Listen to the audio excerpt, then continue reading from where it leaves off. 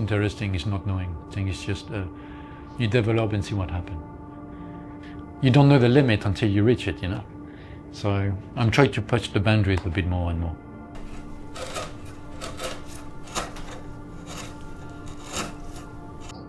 Just to keep discovering something that you've never heard before, you've never seen, you never experienced. That's the most exciting one. It's just going somewhere you haven't been. That's my aim.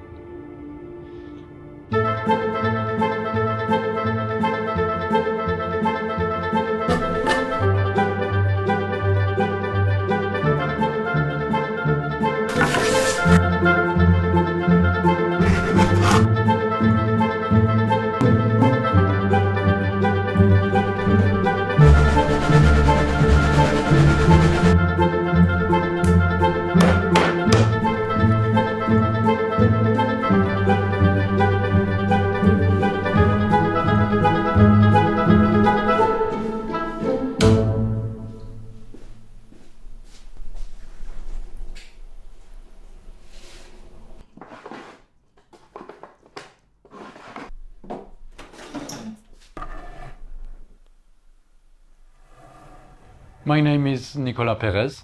I am a French guitar maker. I'm based in Berlin. I build high-end quality guitars using spruce, exotic and tropical wood. When I was probably 15, 16, my guitar teacher, he looked at my hand and he said, "You might want to try guitar making." Obviously my guitar playing was awful. So I look where to learn, and I find a school in England. I was quite desperate to learn English as well, so it was kind of perfect to learn the language and guitar making.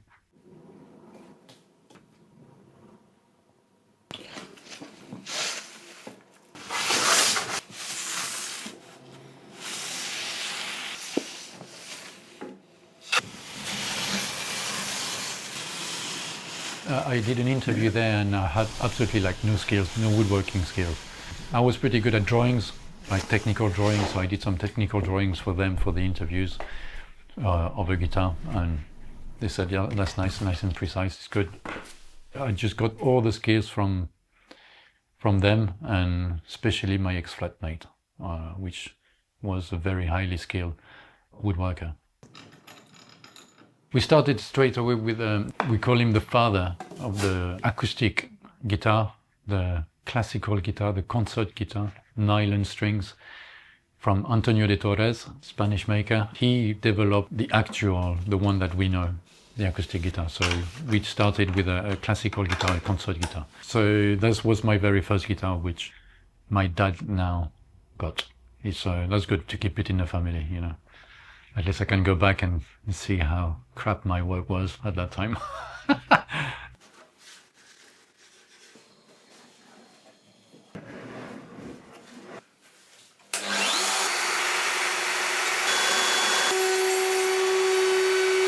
In France, the gypsy jazz scene is kind of big because it was pretty much created by Django Reinhardt, which he lived his life mostly in France. The style is growing and growing because it's a swing music. Many people like swing music. It's a lot of energy and improvised music, so it's a great music for dancing. So I learned gypsy jazz with classical technique. My dad plays guitar, my godfather plays guitar, so I learned also from both of them, and my godfather plays steel string, which my dad doesn't, and for me it's nice because steel string sounded punchy and strong, you know. It's a groovier, kind of groovy, different sound. So I learned steel string, and then I heard some Django Reinhardt, and I just read the notes for it and tried to learn some. So the gypsy jazz was already in me before I started building. And then there was a lot of jazz happening in Newark when I was studying guitar making. So I just learned gypsy jazz there, deepened my knowledge into learning gypsy jazz, and as it just goes with it. The gypsy jazz has this specific instrument, which is called the gypsy jazz strings, which actually was developed in the Second World War by Mario McCaffery and Selmer company, Henry Selmer in Paris, and they just wanted to make competition with the steel string guitars, which was starting developing in America. So France didn't have a steel string guitar, so they developed a steel string, and Mario just gave the instrument to Django Reinhardt, and Django Reinhardt just developed this specific style. So everyone believed that this guitar is for gypsy jazz, and it is now. So when I saw this instrument, I go like, I need to make my tribute to this style of music. And I've started drawing for years and years. Actually, this guitar there, that's the very first gypsy jazz that I've made. An old wardrobe, 100 years old wardrobe, mahogany, a Victorian style. I just dismantled the whole wardrobe. It was so old that it had cracks in it. I even used the natural cracks. So the shape of the cutaway is the same shape as a gypsy jazz cutaway. So, but I didn't go round, I just cut it more sharper, I just made it sharper.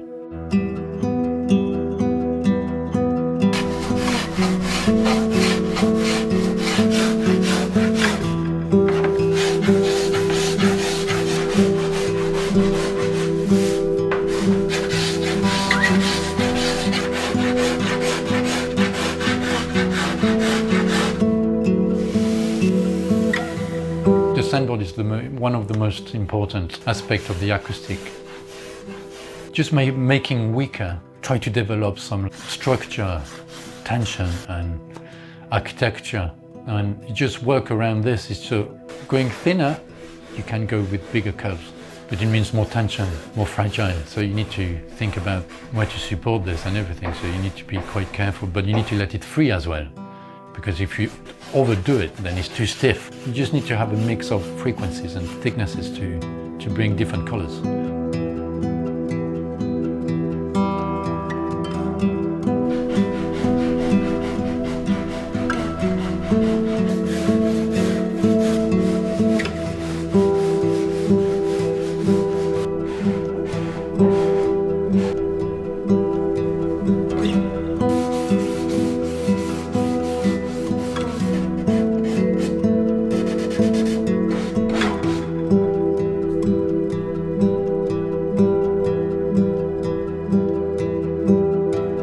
Try to be actually less and less intuitive. At the beginning you are, because you don't have the knowledge. So you go with your intuition and you try out, you learn from your mistakes, you learn from what works, what doesn't work. You actually learn more from what doesn't work than what works. Because when it works, sometimes you don't know why. So intuition is sometimes good, but what really build a very strong fundamental is actually literally pragmatic and logic. So I'm trying to go more and more into the logic.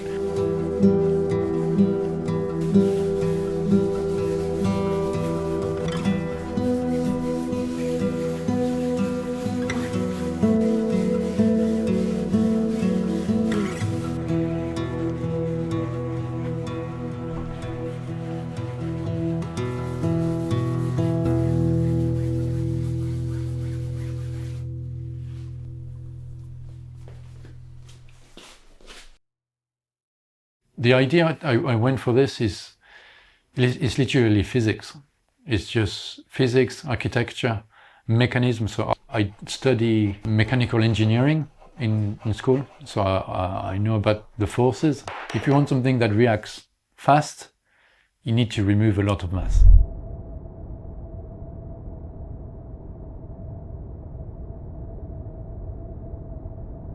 But sometimes also, when you just scrape a bit, and sometimes you scrape a bit too much, you go like, oops. But it works, and then suddenly it still holds. You go like, whoa, maybe I've been too much. You try, and then that you can say is the intuition part.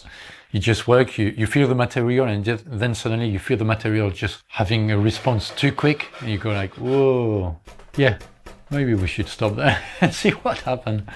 So it's a mix, of course. It will never be one or the other, but it's always a mix of an intuition and You want everything. You want a bit of everything. I think the intuition side is more the raw creative learning curve, and the logic is just what's just bring the creative and make it more solid.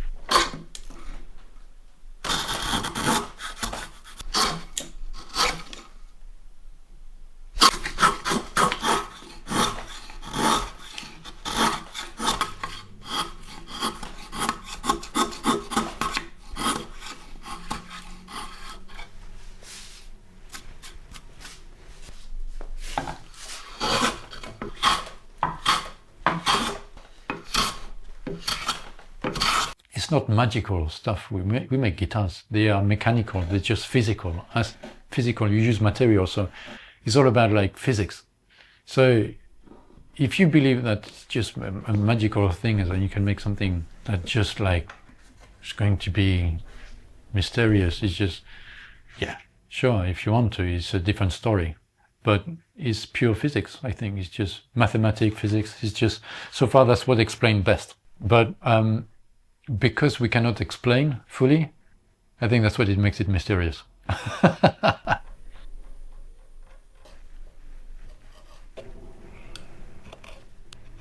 The thing is, I always want to make it something new, all the time. It's actually what excites me the most. It's just always to bring something very new. And actually, the first model or collection I've developed, I went back to kind of traditional with a modern twist. So it looks more like what I'm interested of.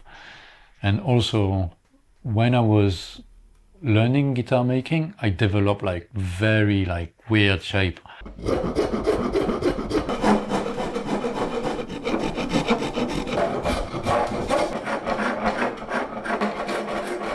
It was very hard to get the attention of people. It was very, very, very difficult to have the people like captivated. They really do like, wow, it's very, and for some people it's like too much.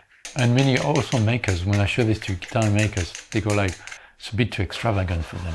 And they said, if you look at like the selling, it's just like you might struggle. It's like, so yeah, they're right, at the beginning you struggle, but so if you change it into like more traditional, more to something that just people just like are used to it, then you can start implement your innovation like a little bit at a time. But the innovative idea I always have like, I cannot stop. It's just like, it's always there. You just need to find the limit. It's just, I don't know how I do it. It's just, you do it. You just do it. You just draw, see what happens. How I'm going to structure this, support this. You go like, okay, this works, this works, this works. Let's try. I have another idea which I have no clue if it's going to work structurally.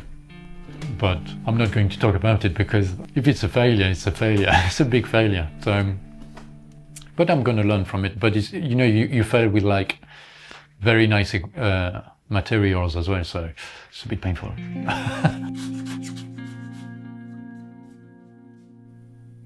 There's more and more school of guitar making. This what creates value in art, people doing it. The more we have, the better it is, I guess. But also, the more we have, the more material we need. And this is a different topic, so it's also very important, which is like, oh, okay, we might have to switch to something non-natural, because we overuse the natural aspect of trees and everything. Wood is getting less and less, so we need to take care of this. That's the scary part of it. There's a big responsibility for artists to not just have an impact on their art, but on the ecology. I am experimenting with carbon fiber. They're nice to work with. They don't sound the same. It's not as warm. There's also a lot to learn from this.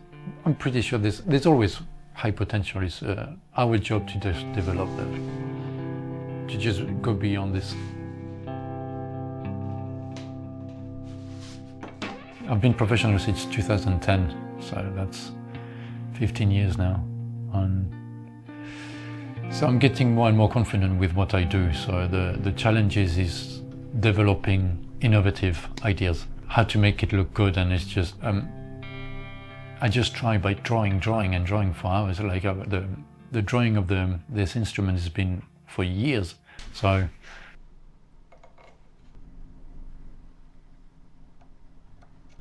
the future is just hard to tell. I'm tuning up, to whatever. It's just I keep what is good. I have no idea what it does. I don't understand it, so I leave it on the side for now. This is bad. Well, no, thank you. I discard it. Whatever. It's just you need to keep an open mind all the time. The most interesting is not knowing. You develop and see what happens. And you just hope for something that you have never been. That's the most interesting. Just to keep discovering something that you've never heard before, you've never seen, you never experienced. That's the most exciting one. It's just going somewhere you haven't been. That's my